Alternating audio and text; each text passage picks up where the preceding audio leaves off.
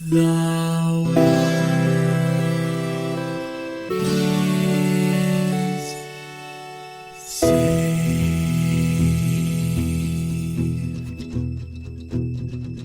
The living room's dark, save for light being cast from the big TV screen and the imminent sunrise that's teasing the one starry sky with whispers of morning.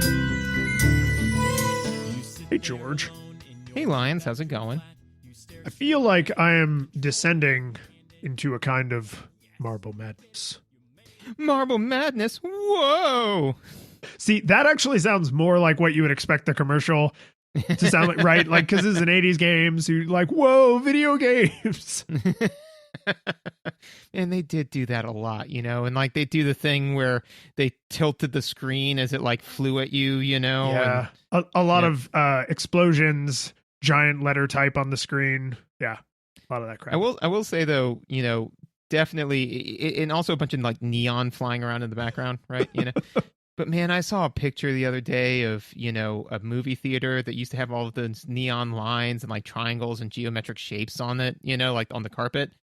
And just the wave of nostalgia that hit me because I was like, I like going to the movies. We should go to the movies right now. And I was like, but they won't have that carpet. It won't be the same. No, so it's not the same. Dude, there's talk about like people are weird with carpet.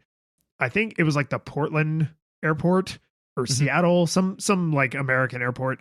Apparently its carpet had like an Instagram where people would, because it had this really ugly pattern. Sorry, people who love that pattern. But they would like, like tweet or post a picture of like their feet on the carpet instead of like a picture of a plane. And that was their way of being like, hey, I'm flying somewhere because obviously this hideous carpet would only be in this airport we all know and love. Right. And then they eventually had to like refab the airport, and that meant new carpet, and people like openly revolted. It's like, yeah, man, I get it. Like, it's hard to like move on, and that was like a symbol of a place that was like big in your life if you traveled a lot or if you dreamed of traveling a lot, maybe. But like it's airport carpet, like it's airport carpet. This is also why I can never be a fan of a sports team, because when people are like, oh, this is my lucky Yankees cap, and I'm like, I mean, it's a hat, like it keeps your hair from looking bad. Yeah, that's true. How are your dice doing, by the way? My dice are in their humidor. And when we're done recording, I will, of course, go give them their evening massage before I tuck them into bed. Because you're going to be rolling them pretty soon, and you need to make sure that they're prepared and roll well. Because you got to hype up your super prodigies, Yes, they need to, and more importantly is I don't want them to just roll high numbers when I need high numbers and low numbers when it's funny. It's that I want them to roll their best selves. Exactly. And they can't do that if they aren't in top form. Absolutely. You're right. But speaking of rolling things, excellent. Well, right? Done. Yeah, we did it. We played Marble Madness. We did play Marble Madness. This is a game I've been bringing up as like I think we should play this game eventually kind of game. And I got to be honest, inside it's because I wanted to play the arcade version, which we were never going to play. I knew we were going to play the NES version, right? So this game came out in December of 1984 for the NES, right? It was in the arcade before that. The summary of this game is that you roll a marble down a hill, and you're the marble. You are the marble, and you roll a marble down a hill. That's the entire game. And I don't mean that to be dismissive, but like it's an arcade game, right? So super simplistic in its premise. Do you have a nostalgia experience for this? Because mine is complicated. No, I don't. Yeah, no, I mean, like this is just one where you said, hey, let's play some Marble Madness. We got some other like more complex games in the hopper, and it's around the 4th of July, so we're both going to be, or at least I'm going to be traveling a fair amount. So I was like, hey, can we get a like an easier one? And you said yes. So I did spend time playing this, but I also leveraged the rest of my time to play a new game, which I have been playing with Teddy to great regard. So yeah, so no, I don't have a nostalgia experience for this one. You? So my experience for this game is the reason I chose now, because we have like meatier and simpler games that we kind of keep track of for just such an occasion. But the reason I chose this game now is because I read an utterly insane article about Marble Madness 2, Marble Man, which is where they decided this sequel to this game needed to have like an adorable cartoon character. So it's basically the same game, except there's like at the end, he like turns out of being just a marble and has like a face and like arms and legs, and he's like Marble Man, and it's super bizarre. But the reason that this game was just in the news recently is because it was never released, and someone finally got a hold of the right pieces of the game software, as well as it's called a MAME cabinet, but the arcade hardware used to be specialized, so you can't emulate any arcade game on just any old hardware. You need to have specialty hardware emulation. And so like someone finally got it running, and the whole like emulation classic game community was like, oh man, this is wild, this is crazy, this game is not any fun, oh my god, like this game is so unfun. It's like, yeah, maybe there's a reason they didn't release it. So anyway, that put this game back on my radar as like, oh, we should play Marble Madness, because I remember playing that game as a kid with my one of my neighbors had this, so like one of my brother's friends who generously would let me tag along and play video games sometimes. So like I did actually play this game quite a bit as a kid, and then I did play it a little bit in an arcade where I used to live. The thing that I realized playing it this time is that this game is mechanically identical to a game I've been wanting to play on my own, which is Super Monkey Ball. Oh yeah. Play Super Monkey Ball. But the difference is, in Super Monkey Ball, you move the world, and in Marble Madness, you move the marble.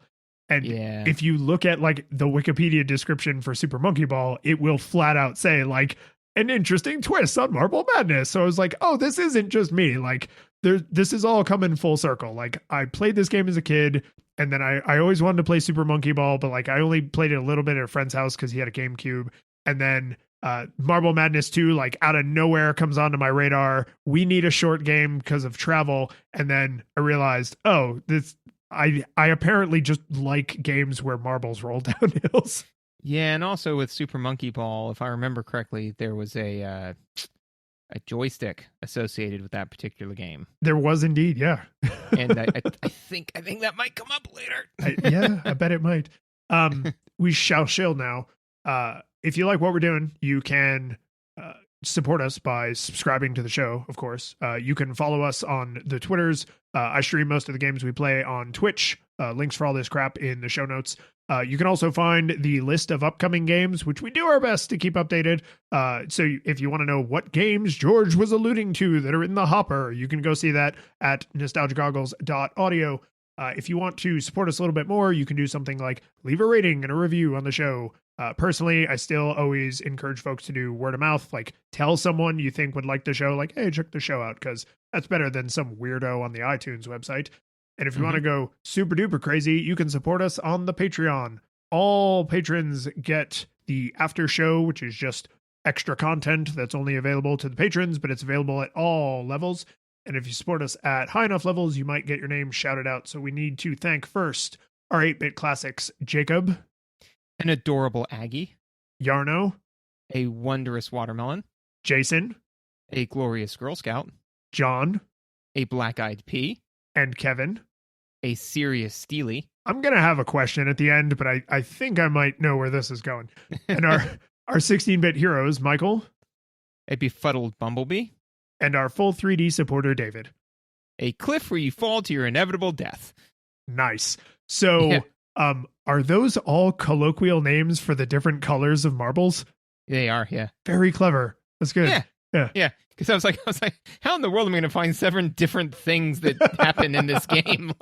There's only even 6 levels. Like you couldn't even use the I couldn't even do that. So I was like, man, I don't know. And I was like, oh, different marble types. And what made me actually think of it is in The Simpsons, because of course, right, is when Moe is talking about how he used to be a child star. Yes, and when his marble goes into the tailpipe, he says, "My Aggie, my favorite Aggie." Yeah. Oh my God, you're right.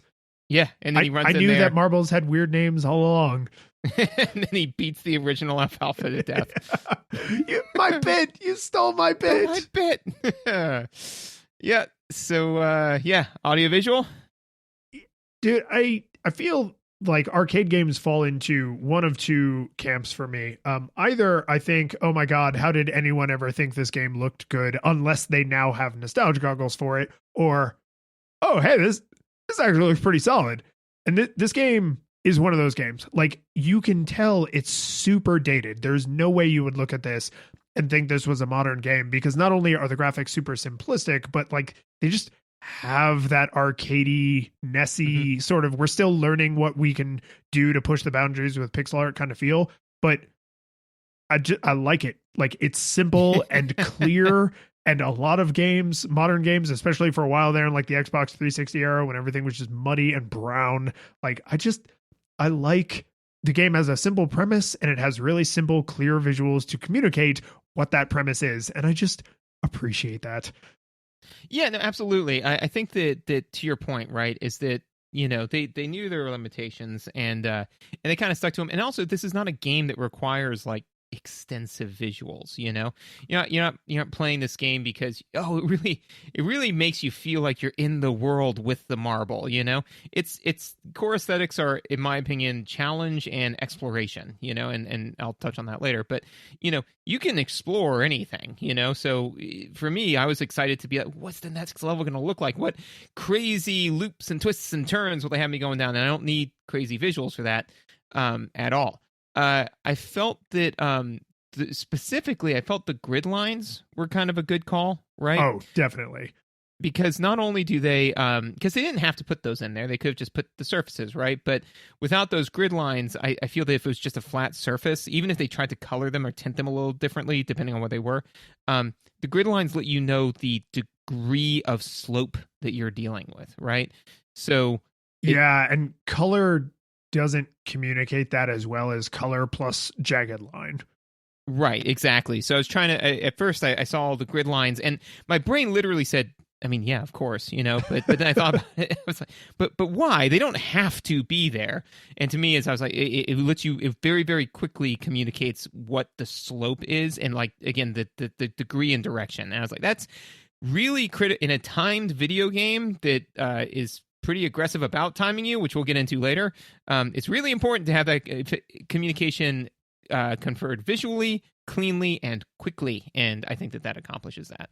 Yeah, I think there may have been some hardware limitations where they couldn't do the like the Sonic 3D Blast style grid of different colors, because this is a grid of identical colors, right? If you were on a flat surface, there's no color difference, but then when it's a gradient, there's shading to show like, oh, this is getting a little bit less light because it's at an angle. This is getting way less light because it's at a super steep angle, right? So like they use color to indicate slopes, but the grid lines are, I think in, if not all the levels, like almost all the levels, they're jet black. So it's really super clear, even if the colors aren't doing it for you. Even if you were, I think, like fully colorblind, like where you could only see in shades of gray, you would still be able to see where those little pixel lines now go from, a true 45-degree angle to like whoop, and now they're going up super sharp, or they're going down and you're going to, roll down that hill. So it's really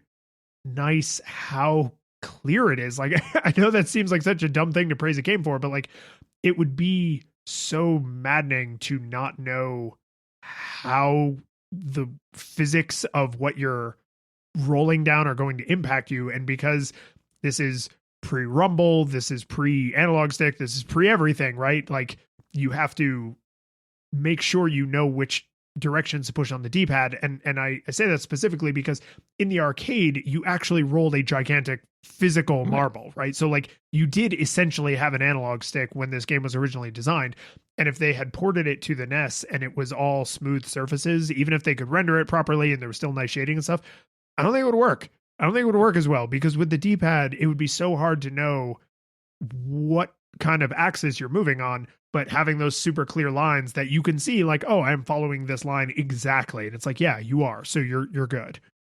Yeah. Only in the ultimate stage, to the best of my knowledge, are the lines not black. They're red because the tiles are bright orange. Yeah. But, yeah. Okay. So they do go for a different contrast, but again, that's like the last stage, the very end. Yes. And it's a nightmare. It would seem. I did not. I would love to pretend that I got that. I did not get that far. Oh no, I got all the way to that stage. I don't know, handful of times. I didn't beat it. Definitely didn't beat it. No. Do you? No. Do you? I don't want to say the songs in this game are bangers, but like better than Pretty they good. needed to be. Like Yeah. way better than they needed to be.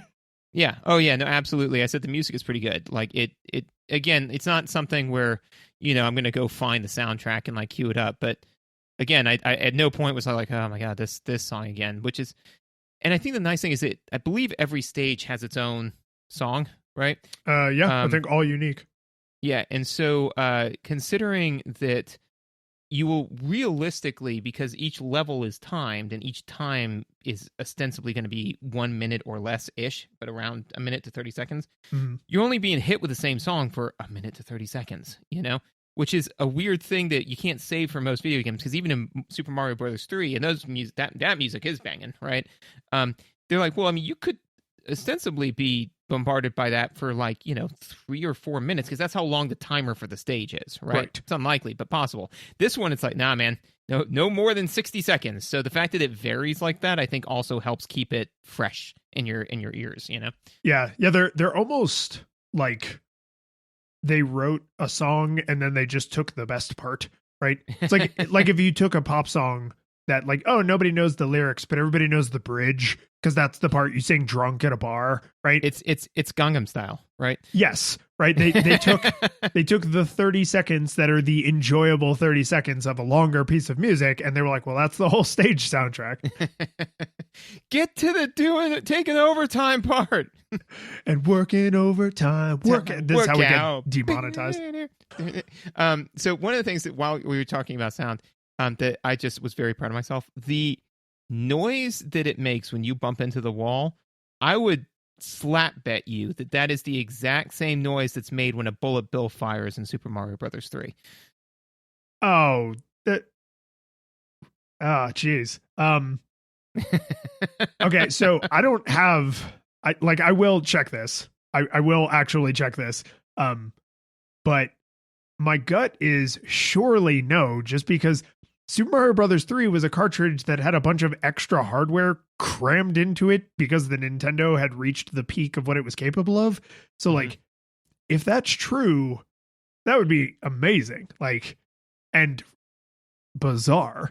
Yeah, I just like when I heard it, I'm pulling it up right now. It just sounded this guy's too good at the game. He's not running into walls. Yeah, that you mean like the boom boom, right? Well, not the just the poof poof, like Oh yeah. All right. I mean, I'll check. I will. It's not. It may not be that exact. Let me think on that a little bit more. But like is the cannonball firing noise? Yes. Like on the airships? Yeah. It may shoot. Now that I'm hearing it again, I know it's from Super Mario Brothers 3, and I will slap at you over something. But that sound effect is from Super Mario Brothers 3. Of that, I am sure. And I because like you said in Super Mario 3, it does like that, and it's not that, but it is.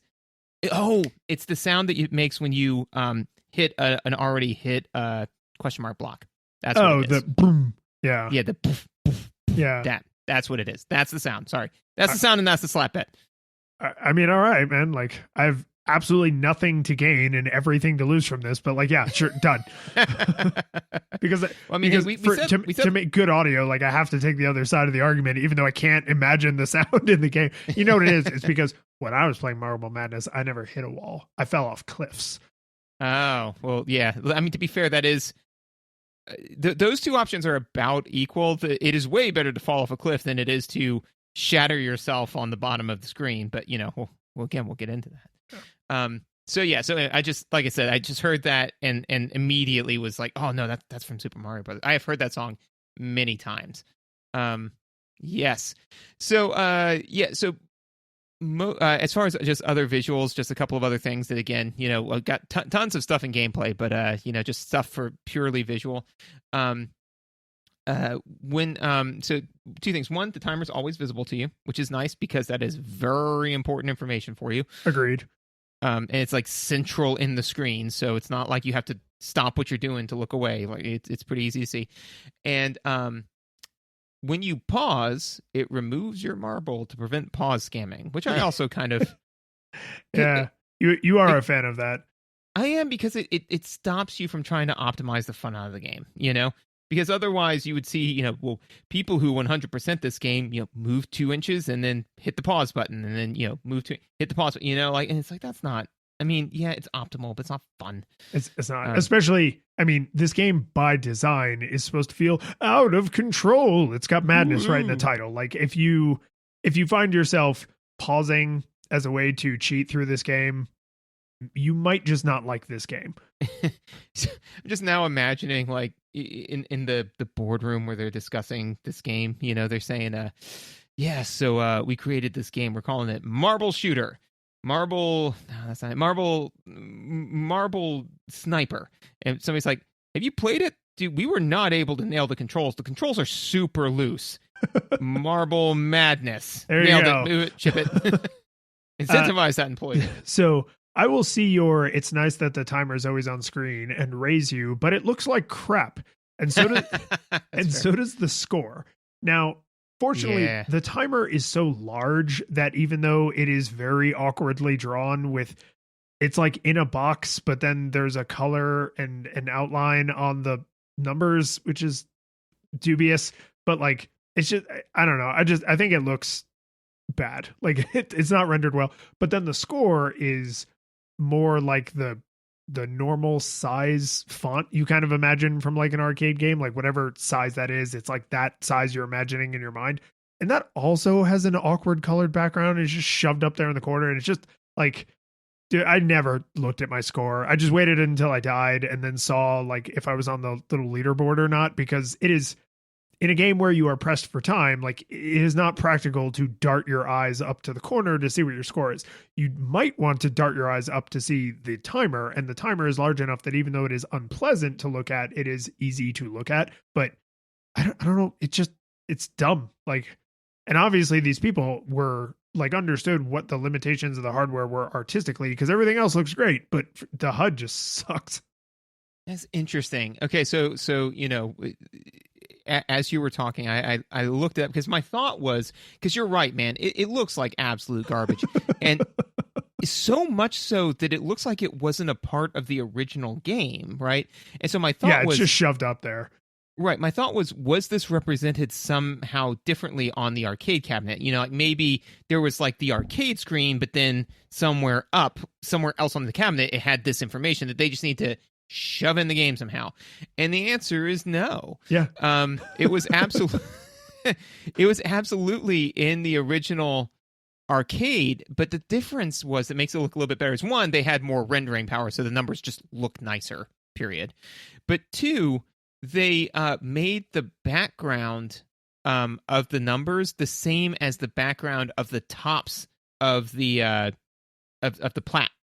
platforms, basically, right? Oh, so it's like half blending.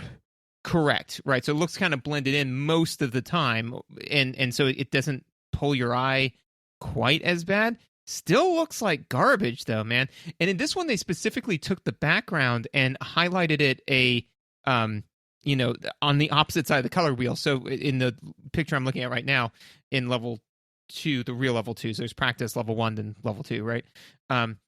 The tops of the area is orange, and they highlighted it blue. Yeah. So that's makes it pop.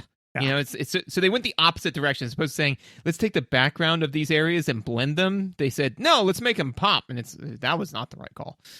Yeah. It's so without going super crazy on like how old computer graphics often look the way they did because of math, this seems like a decision that was made because of math, right? Like somebody just said, oh, well, we want it to be visible. And it's like, well, just use a complementary color. And it's like, that's not what that means.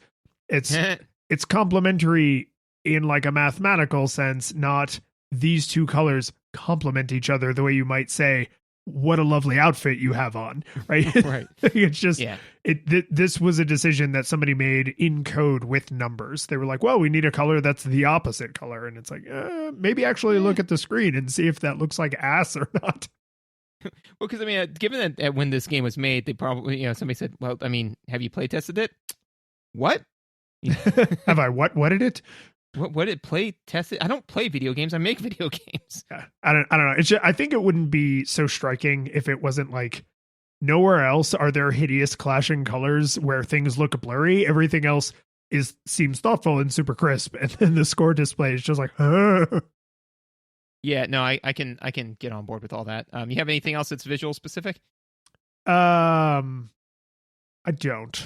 We can talk about the gameplay. Sweet. Oh, what about you? You pick a thing. I got a lot of stuff. I gotta get my head on straight about. You pick a place to start, and we'll yeah, go from I there. also had this problem when I was organizing my notes where I was like, these things, all of these would be equal, like first or last things to talk about. So I will start with the level design. I think the level design is very thoughtful, and I think part of that is reflective of just like there didn't have to be a lot of music, so they were really thoughtful about the music. There's only the 6 levels. So instead of having 1,000 levels where they're all just basically minor variations on the same thing, or they become catastrophically stupid because they have to keep raising the ante, they just said, okay, we're going to make like this practice level that introduces you to the basic concepts of what you're going to be dealing with. And then we are going to recombine those pieces into interesting things until we feel like we've done that enough, right? Because the reason you would replay this game is not because, oh, if I just keep playing one day, I'll get through the 1,000th level, right? It's not, can I see everything the game has to offer? It's, can I master the game? Because it's an arcade game and they're all like that. But that means they could have done the Pac-Man route where every level is the same level and you just try and do it faster. But then they actually have interesting, thoughtful level designs. And one thing that's super fun about this game is because you are, I think in every level you're going top to bottom except the one where you go bottom to top. Mm-hmm. It literally says on screen everything you know is wrong, which cracked me up the first time I got to that level. But if you look at like the entire map of the level, it's actually, it makes like a really pleasing visual because it's all just big, beautiful geometric shapes. Big, beautiful geometric shapes. Sorry. I mean, if you need a minute, like I can. I'll just cut out the sounds of me. Just edit that out. And, yeah. See, it right here is where you need to edit in just elevator music, you know? I'll leave it up to you whether you actually edit in elevator music or edit or leave in me talking about you editing in elevator music. That's up to you. Yeah. Who knows? This is a surprise for me as well. Okay, so here's I agreed. I think that the level design is very thoughtful, very, very well done. At no point was I like, this is, I mean, there were times when I got frustrated, but not because I thought that the game was deliberately beating me over the head or anything like that. I think the level design was good. So I think that this game, let's talk about this game being an arcade port. So this game suffers from, in my opinion, the thing that many games that are arcade ports suffer from, which is how do we deal with the fact that you don't have to pay quarters anymore? You know, it just, and it's a struggle. Like I get that, it's not, when you made a game that the entire purpose of it is to be unwinnable, and to pump quarters into it. And then all of a sudden it's like, but they already bought it. Now what? It's a question that's difficult to answer. So we struggle with this as well, right? Where it's like, so, okay, now what? And I think that some of it depends on what is the core aesthetic of play here, right? Now, I think that this game delivers on 2 very well, probably delivers on others and whatever, but on the 2 that come to mind Narrative. Yeah, absolutely. Narrative and fantasy. And Be the Marble Man. Expression. Because you make your own marble, right? So you get to express, right? Yeah. No, none of those. Challenge, obviously, and exploration. Now I think that when you have a game that is purely challenge based, I don't think that you can just rip out the coin entirely and say, no lives, infinite lives, go have fun, right? Because we've witnessed that that's not fun in Rampage, The problem with Rampage, though, is all it is challenge, because there is no exploration in that game. Every level looks exactly the same as the other level. And so once you've played 3 levels and you kind of figured that out, you're done, right? This, on the other hand, each stage has its own fun and its own energy and its own stuff to it, right? I would love to... So I say all that to say that this game, I think, actually could have benefited from you have all of the coins in the world, you bought the game, right? So what I think would be a good option for them, that again, nobody knew this at the time, so it's kind of hard to judge the game on this, but is have a adventure mode and a classic mode. And adventure mode basically gives you infinite quarters, so you can go play kind of whatever level you want, it tones down all that sort of stuff. And then you have classic mode that it's like 1 life, 1 quarter, do the thing, right? Because then you kind of get to have your cake and eat it too. Because what I think the game developers are afraid of is, oh, well, somebody's going to play the game for 30 minutes and play everything it has to offer and get bored with it. And it's, maybe, but if you went onto the playground and said, yeah, I beat Marble Madness, the very first question would be on classic or arcade, right? Or adventure. And somebody say like, well, on adventure mode, they say like, so you haven't beaten Marble Madness then, right? So I think that because a lot of this game, I wanted to see and try out some of the later levels. It seemed like fun, but I was never going to get there because of the cycle time, which we'll get into in a minute. But so there, word vomit. You say things now. Well, so this was actually my exact problem with the gameplay loop is the cycle time, right? Because so my exact note was, holy crap, 1 death kicks you back to the beginning. Literally, that's my whole note. Sorry, continue. Yeah. Wait. Do we have different versions of this game? Every time you ate it, you went all the way back? No. If I ate it off the edge, I would get respawned nearby. But if I died, if I ran out of time. Oh yes, if you time out. Okay. That's what I meant, right? Yes. It's like every single time, like you truly die. I was gonna say, Jesus, do you have like some lost version of the game that like was only for developers? Yeah. So the front of mine looks like the Necronomicon. What is yours like?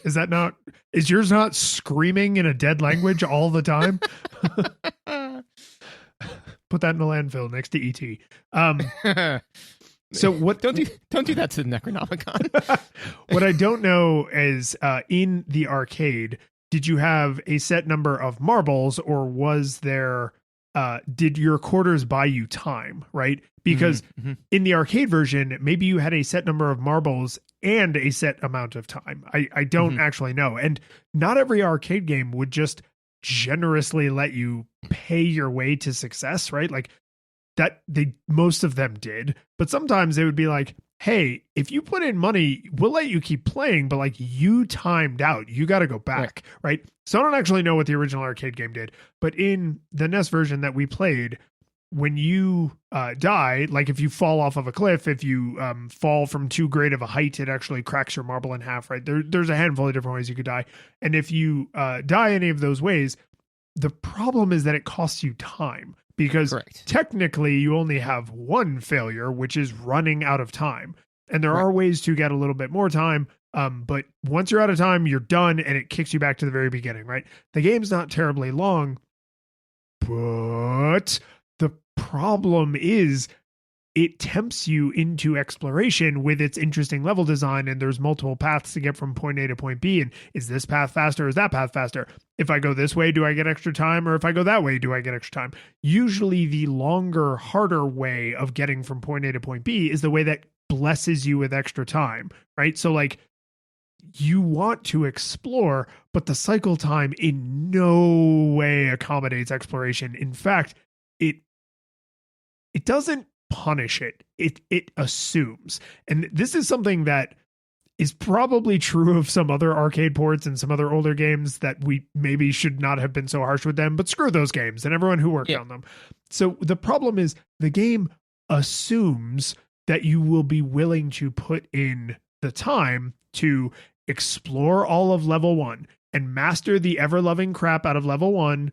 And then when you are done with that, blast through level 1 at 1,000,000 miles an hour, and then explore level 2 and die, and then blast through level 1 and then explore level 2 and then die and then blast through level 1, and just repeat that cycle, adding on the next level every single time, right? So you're not necessarily trying to get through if you care about exploration, you're not necessarily trying to get through the game on your first try. You are trying to master level 1, and you play level 1 until you master it, and on and on and on. And that would be the explorer way to do it, with the timer mechanic working the way it does. I don't find that any fun.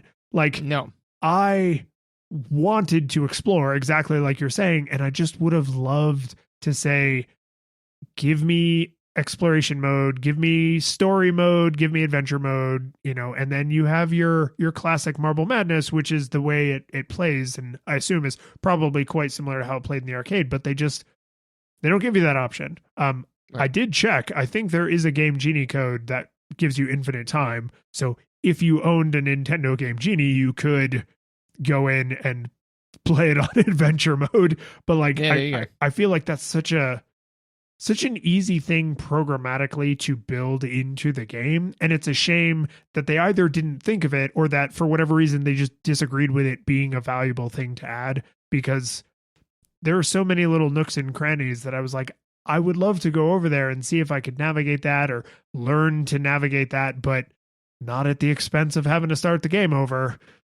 Nope. No, agreed completely. It's that, anytime when you put a timer on a game, you are disincentivizing exploration, Now, sometimes the benefit of that is that you're trying to create that dichotomy in the player's head, right? You're trying to say like, oh, exploration is the way to go, but every time you explore, you lose a little bit of time, right? Or a little bit of life, but then you have to narrow the cycle time so that way when they say, alrighty, well, I'm going to make that sacrifice. I'm going to try this experiment, right? I mean, you know what it is, and I've told this story on the channel before, but I'm gonna tell it again because it bears here, and it's an evergreen show. This may be the first one you're listening to, but they did an experiment years ago where basically in order to show that time dilates when when you approach the speed of light, right, is that they put a sensor at the bottom of time dilates when you're moving at all, right? Correct. Yeah. Yes, technically. Yes. It only becomes pertinent when you're moving at right. the speed of light, which is what this experiment shows, right? Is that basically they put one at sea level and then one at the top of a high cliff, and basically then let them go for 80 years, and then when they came back, the one at the top of the cliff was slightly slower because time had dilated because it's moving a little bit faster because it's further away from the center of the earth, right? I told all of that to my wife, Megan, and she looked at me horrified and said, those scientists wasted their entire lives. and I said, well, they did other stuff. And she said, no, life wasted. I say all that to say that if the experiment did work that way, I think that those scientists would have been loath to start it, right? Sure. If an experiment in a video game takes up too much of your time, you won't do the experiment, right? And that's the problem, So basically, is what we're saying is that if they set it up so that way, they're like, hey man, look at exploring costs you a little bit, but man, you want to explore, you want to try some stuff, you want to do this. And it's like, no, because if I try it, then you're going to suck every last. I mean, it's kind of like saying, like, "Hey, man, you could win the lottery. All you gotta do is give me your credit card number." Well, no. I mean, even if that was true, no. Yeah. So this is actually a place where I think the visuals are used to effect and not. So if you are approaching, like I said, you're basically always going from top to bottom, right, or bottom to top. So it's the same, vertically scrolling path. If you are approaching a gap or a pit or some kind of obstruction, you usually have one obvious way around it, which is like the 5 tile wide, like super highway. But then over there's like a 2 or 3 tile wide, narrower, backcountry road. And then in the later levels, it's like, oh, now the main path is like 2 or 3 tiles wide, and the like super cool guy path is 1 tile wide, right? Just as wide as my marble. So they have this very clear visual through the level design that's like, here's the challenge route, right? Here's the easy way we expect you to do it, but guess what? It's probably going to take longer because it's easier, so we expect you to go faster, right? Take the safer route, but, do 55. Or take the narrower route, but, don't do 55 or you go careening into the gulch. So... Or do 55 and be awesome. Yeah, or be awesome, right? Because you hold A, I think, to go faster. Gotta go fast. So I do like that they use the level design to communicate, like, the cost of going this way is that it's easier but takes longer. The cost of going this way is it's way harder, but it's also way shorter and faster. What I wish they would have done is maybe also included, like, here is what you have to do to get bonus time, because you know, we have like certain minimums for how much we play the games that we do episodes for. And generally speaking, I try to finish them if I can, even though for certain games that means putting in way more time than, you know, we feel like is required to just critique the game. I could not figure it out, dude. I just couldn't. I have no idea what makes that little magic wand appear, and it taps you and there's a little sparkle effect, and then you get like 15 or 20 extra seconds or something. And I know that that is a thing that you, the player, have some amount of influence over because they mention it in the manual. In the manual, they flat out say like, oh, if you explore, like you'll find ways to get extra time. I couldn't put it together. I have no idea what does or does not cause it to happen, because there are circumstances where I had it happen in a certain location and then it didn't happen in that location again. So is it like a sequence of things? Like you have to do A and B and C, and I got to C, but because I didn't do A and B, the thing didn't happen? Like, no idea. No goddamn idea. No, man. That's what makes it Marble Madness. They act like it's predictable. Yeah, it's not. But it's not. Yeah. No, Yeah. that's my... I also could not find a correlation to it, and it just hit me right now. It's like, oh my God, they got us, man. They've driven us Marble Madness. So, and yeah, that just, like in a modern version of this game, I suspect there would be like a blinky tile, right? Or one path would be gold. And when you run over, if you make it all the way over the gold path in one go, then you get bonus time or something. Like there'd be some more obvious, there'd be any kind of queue. There are 0 queues, so there'd be some kind of queue, right? Which is more obvious than no queue. So like, I thought that was interesting of like, oh, hey, they use the visuals to communicate useful information and also completely missed or intentionally skipped this opportunity to provide this other useful information. I will also say too, for that particular visual, I did not find it initially helpful in the sense that, you know, so the magic wand appears, taps you, you get more time, right? First couple times that happened, it irritated me because I did not know I was getting more time. Yeah, and it grinds you to a stop. The entire game freezes. Yeah. So like, and the first couple of times I got it, I didn't notice that the game froze just because of where I was at. So I thought the game was just wasting my time, you know? I thought that I triggered like a trap, and it was stealing time from me. It wasn't until after a couple times that happened where I was like, "Oh, this is a good thing." And it would just take in, because here's what they need to do: the wand needs to appear, tap tap, all that can be the same, but then give me a couple of little like sparks that go up to the time. That literally lead your eye up there, because it's like, oh, I see what you did. You know what that is? Flash the timer, do something.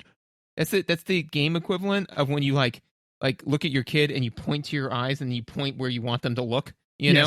It's that's what I need the game to do, say, look at me, look over there. And then I would have figured it out. Instead, it was just, I was my son where I'm just kind of like looking around like, I don't know, man. No, dude, feel no shame, because I had the exact same experience. Like several times the little wand came out, I was like, huh, what is making the little wand come out? Huh, what is this a punishment? Wait, okay, no, wait, okay. There it happened, and it kind of stopped me from rolling off the... Is it helping me? Like, there's just a lot of confusion, which is weird because like everything else feels pretty clear. There are a few environmental hazards, I'll call them, that are not as clear as you might think, but the effect of interacting with them is crystal clear, and that obstacle always looks that way and always behaves that way, so you never have to learn that lesson twice, right? Like, there's these little green puddles of acid that when you touch them, they instantly dissolve you and you die. Which does beg the question what your marble's made out of, because, you know, that would tell you what kind of acid it is. You know, I mean, glass doesn't typically dissolve in acid. You know, that's one of the things we keep it in. So, well, we know that this marble is a man. Oh God! That's how horrifying. Yes. Would you say it's driving you mad? I would say it's like season 1 of Breaking Bad, man. They're just melting this. Yeah. They're melting this person. A dude smoothie. Yeah, but there's like a few like, oh, you can jump in this hopper and it'll like send you over here, or like this thing, is a little like piston that like knocks you into the sky. But like all those visuals, if they're not clear, the effect of them interacting with you is super clear, and they never deviate from that, right? There's never a time where the hopper thing looks the same but behaves differently, or the piston or the acid look the same but behave differently. So in fact, because the game's so short, a lot of the obstacles appear only in the one level that they're in. So like you end up with like a pretty small visual vocabulary you have to internalize, and it's not complicated, which is nice. Agreed. Yeah, and yeah, it's not like, and on top of that, none of those individual things interact with each other in particularly novel ways. So it's not like you have to remember A and B, and then also A plus B equals C. There's none of those iterative factors, because to your point, they mostly appear in one level. So you just need to remember that because the first time I ran into the green puddles, I must have like near clipped one, but didn't actually run through it, because hitbox was a little fuzzy. But when I near hit it, I slowed down because I took my finger off the key, and then I full on hit it the second time and dissolved completely. And it's a cool little animation too. It is, and I was like, oh my god. So that happened. The other thing that I kind of wanted to mention, that it leans a little bit into cycle time, but is that I don't like the intro stage. Or let me rephrase that. I liked the intro stage the first time. I thought it was helpful. It helped me kind of familiarize myself with the directions, all that sort of stuff. Yeah, it's a little brutal to play it on repeat. Correct, because it doesn't do anything. It's pretty straightforward to get to, but what it does is it drills bad habits into you. Because the thing is that the way that level is designed to just teach you how to move the marble, and that's kind of it, and like how physics works, So you can just blaze through that level very carelessly. And the thing is that the time doesn't matter, right? So yes, in every other stage, the time you finished the previous stage with carries over to the next stage. Correct, except for this one, which means it does not incentivize you to even play that level with any aplomb, right? No, you got like a minute to do a course that takes like 8 seconds. Yeah, correct. Right. I think my time was consistently between 10 to 8 seconds by the time I was done with it. Right. So that's the thing, though, is that, you can play very carelessly. And if it happens to take you 15 seconds, fart noise, who cares? Right. So the thing is, then that beats bad habits into you, which is the exact opposite of what kicking you back to the tutorial is supposed to do. It's supposed to give you more time, as you have said many times, right? It's supposed to like say, hey, champ, do it again. Right. But this says, hey, champ, do it again. But and it's not only, hey, champ, do it again, but it's not the thing you failed at. It's the thing you've already mastered. It's, hey, champ, do it again. And here's a course where you can specifically get worse at the stuff you mastered, and it'll still be okay before we put you into the stuff that challenged you. So I think with a lot of times with games is the ideal is that going back helps you. It gives you time and space to practice, right? This is not that. Yeah. And you could imagine someone playing this game over and over and over to, like QA it or play test it, and even arriving at like, yeah, it's kind of annoying to have to play the practice stage every time. Like every time you run out of time, it's basically treating you like you just sat down for the first time ever, right? Which programmatically is definitely the simplest way to do it. But because you're probably only spending 10 seconds on it, it's like, well, just it's fine. Like if they're playing the game for the 100th time, like they'll just roll down the hill, bang, bang, boom, they're done. And who knows, because the game doesn't massively incentivize exploration, despite the fact that it totally should, maybe there's a bunch of super secret things that you could practice or master in there that would help you later. And we just are, impatient douchebags and and bad at our jobs. And we're just like, no, practice stage. But I'm with you. Like by the 80th time I was doing the practice stage, I was just like, all right, I get it. I get it. I got it. In fact, a couple times I was frustrated because I was just like, I feel like I'm getting faster at this, and yet I'm still finishing it because you have 60 seconds, right? So I was like, I'm still finishing at 52 seconds or 51 seconds. I was like, I feel like I should be doing this faster, but because there's no benefit to doing that stage faster, I didn't. I just sloppily made my way down the hill. Right, and that's the thing is that to me, it's the akin to saying, hey, you're going to be doing a bunch of like weird obstacle courses. So here's the first bit. just running a dead sprint, no obstacles whatsoever. And you're like, all right, cool. It's like, all right, now quick, only step on the black tiles, and you're like, but I was just getting used to running at a dead sprint. I can't do that at a dead sprint. Oh no, I mean, you don't have to be at a dead sprint, buddy. You just take your time a little bit. On top of that, so to the final big meaty note that I had, and I had one throwaway one, is that does directly tack onto what you were talking about, is your time follows you. I don't love that, because that's similar to what we've seen in a number of different games that, and at the beginning of our 5-6 year journey doing this, I could not have articulated this. I don't like it when a game does this type of thing. I don't like it when a game, gives you only 3 lives, and really only 3 lives for you to last you the entire game, because that means that you can completely screw up your run 10 minutes in, know? Now this the whole game's 5 minutes, if you're playing well, 5 to 10 minutes. So a little bit less so, but there were times on level 2 where I was like, well, I might as well scrap this, because I'm going into level 3 with 3 seconds left, and I wasn't able to beat it the last time with 20 seconds left. So now I am in exploration mode, because I just do not have enough time, by my estimation, to complete it. It was the same thing in Golden Axe. It was the same thing in Sifu. Like those games where you can ostensibly screw yourself, not necessarily know it, and just have to deal with that fact for the rest of the game. I don't really care for. Yeah, and this is, I think I'm with you. I think I also don't generally care for that. I think if you put enough like cheese around that medicine, I will eat it like a dog that doesn't know any better. But yeah. Generally speaking, arcade games are, as you said, like all about mastery, right? And I do understand and appreciate, and even have some things in my life that I enjoy getting better at just for the sake of practicing the craft. But I have never been one of those people who enjoys mastering a thing just so I can puff out my chest and stick my finger in its face and be like, aha, I'm better than you. I think that we as humans, like, naturally, we go to fight or flight, right? So when we're challenged with a thing, right?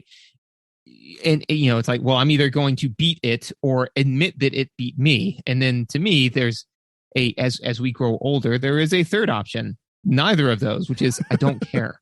The only winning move is not to play.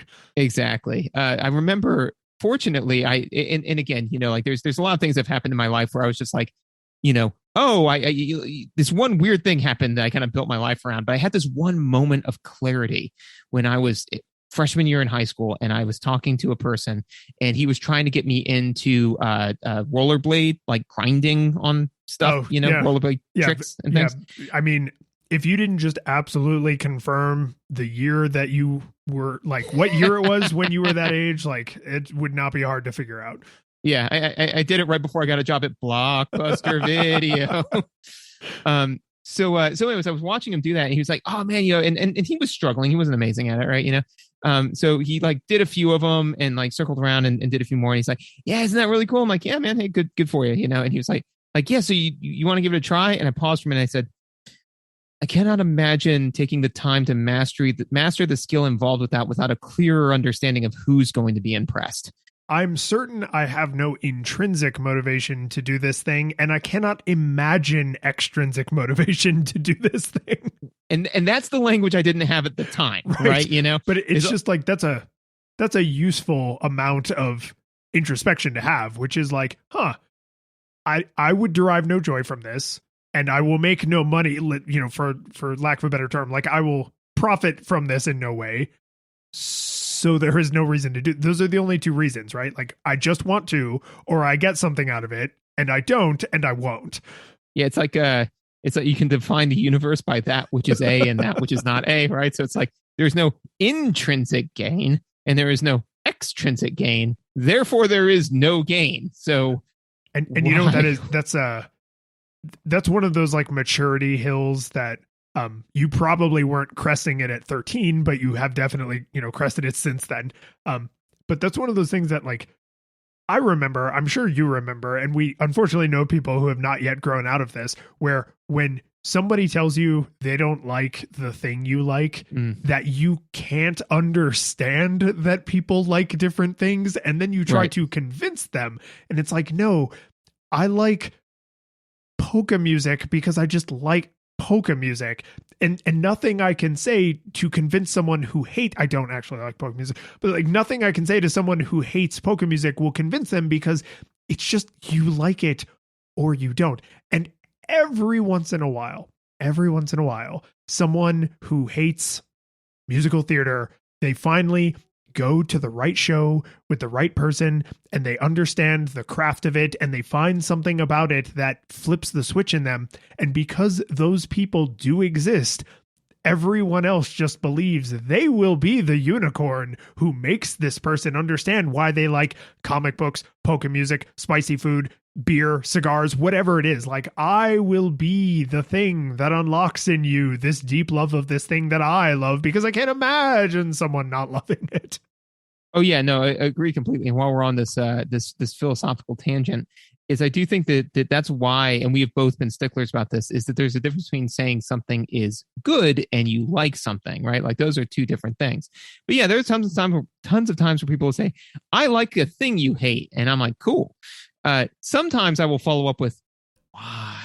You know, like, can you please? And literally this just happened, and no spoilers here, but I was with our friend Frank, and he said, have you been watching the new Obi-Wan Kenobi? And I said, I haven't watched the new Obi-Wan Kenobi. He goes, yeah, you have. And I said, oh, really? I think it's pretty mediocre. And he was like, you don't love it? I'm like, no, I don't. We should talk some more about this. Like, I'm surprised that you do, you know, like what is it that you're finding so exciting about? He's like, oh, I love this and that. I'm like, yeah, oh, that's cool. What about all this garbage stuff that's happening on the side? He's like, I don't really care about that, but we had a good conversation about it. But, you know, again, it wasn't like he was like, well, I'm going to rub your nose in it until you like it. I will make you love it. Yeah. It's not bad. I've seen episode 1. It can be worse, but it's not good. Do you have any other meaty notes? I've got one other just minor throwaway one. I have one other thing I had to make sure to share with you, because as we have established many times, you basically flat out refuse to read a manual, right? Mm-hmm. Which for most, I will read a manual as soon as I continue hiking with wet socks. deep, weird cut. Yeah. So for some games, in fact, most of the games we've played, like, skipping the manual, not that big of a deal. But the further you go back in time, the more it tends to matter. Now, the manual for this game doesn't actually matter. Like, there's nothing that I got out of the manual. Granted, I didn't, read every single word up and down 50 times, so I had it memorized. But, like, there was nothing in here that I was like, oh, thank God I now know this, because the game would be unplayable without this. The game tells you everything you need to know just through trial and error, right? And because the premise is so simplistic, trial and error is not a gigantic list of things you have to do. What I did learn reading the manual is, because this game originally was played in the arcade with like the rollerball style control, which is so cool. Yes. When you port it to the Nintendo, now you have a D-pad.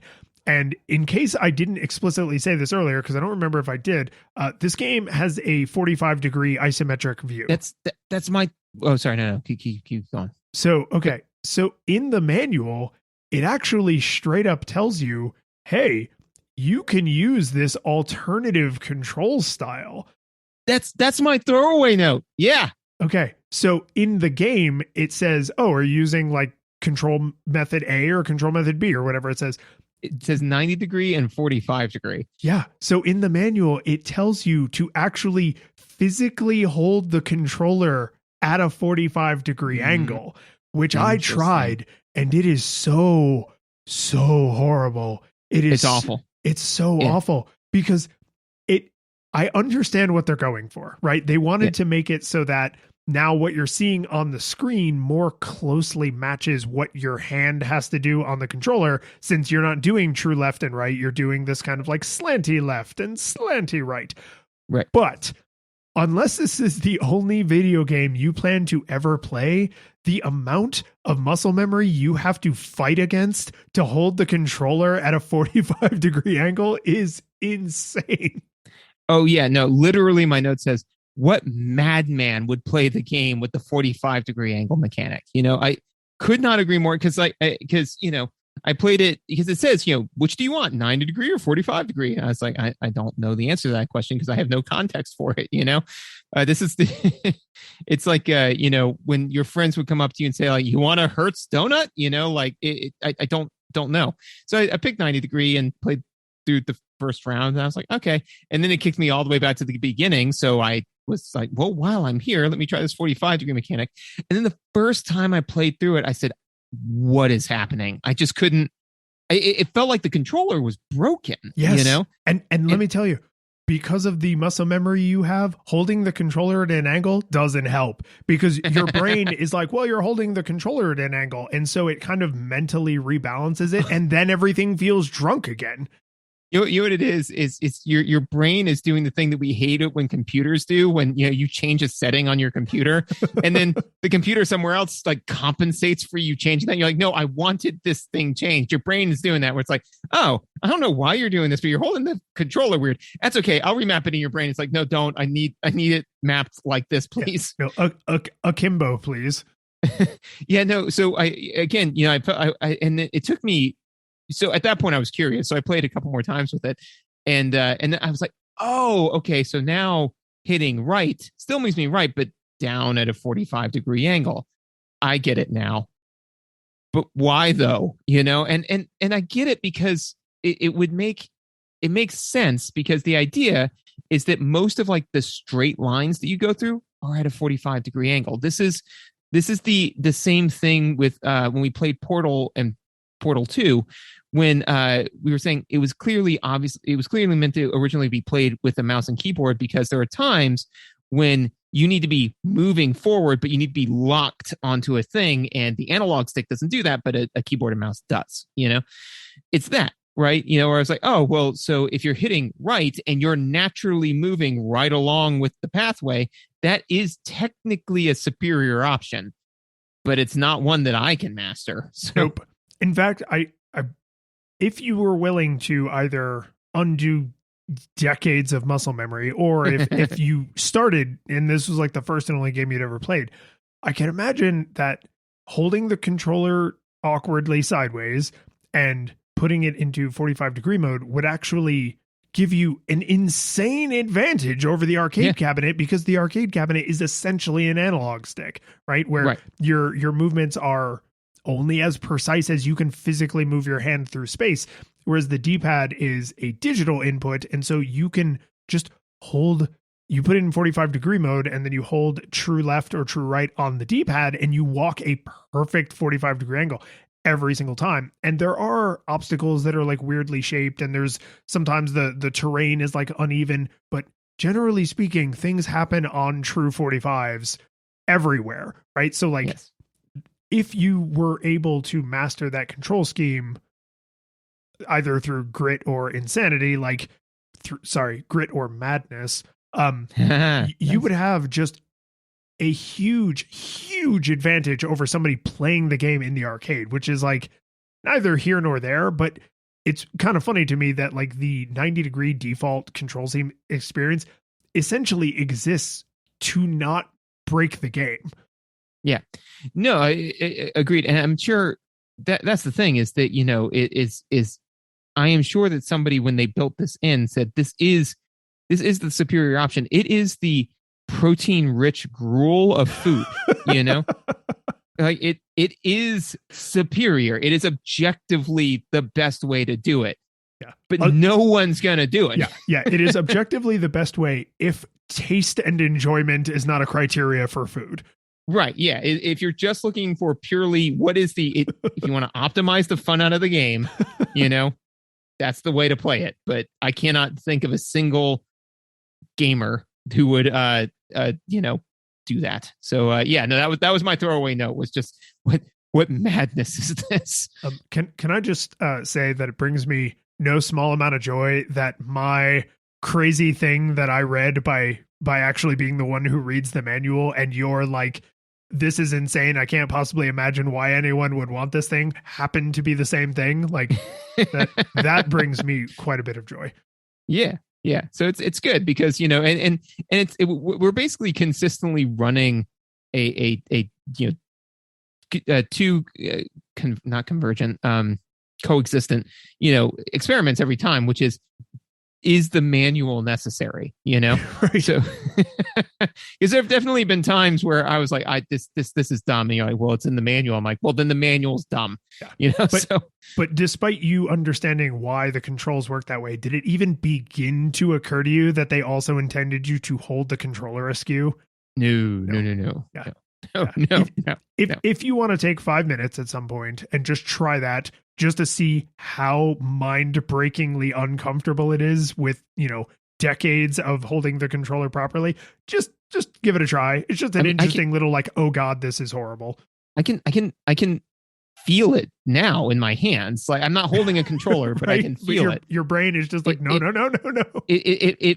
It's having the same emotional response for me as like having a piece of celery caught in my teeth. Like, it's just, I can feel it. It feels unpleasant, you know? Yeah, it's like a splinter in your brain.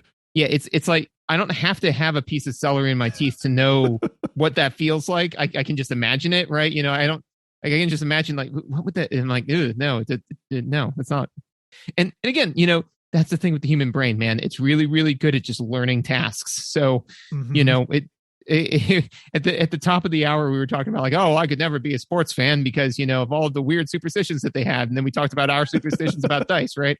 And now apparently how like there is a way the controller is supposed to be held and every other way is garbage. It's like, it's arbitrary, right? I mean, we made the controller as a species and we can kind of hold it however we want. No. I will never understand alternate controller. Like, I'm sorry, your game is designed poorly if I have to hold the controller weird. Like all the people who do the claw grip in Mega Man X so they can like I did that for years, man. Yeah. Oh, no, I hate it. Okay, we're ready to wrap this up. Yeah, man. So did it hold up? Yeah, it did. Yes. No nostalgia goggles required because this game, if you played this game as a kid, or if you maybe later in life played this game in the arcade and you never played the NES version, it's exactly that, right?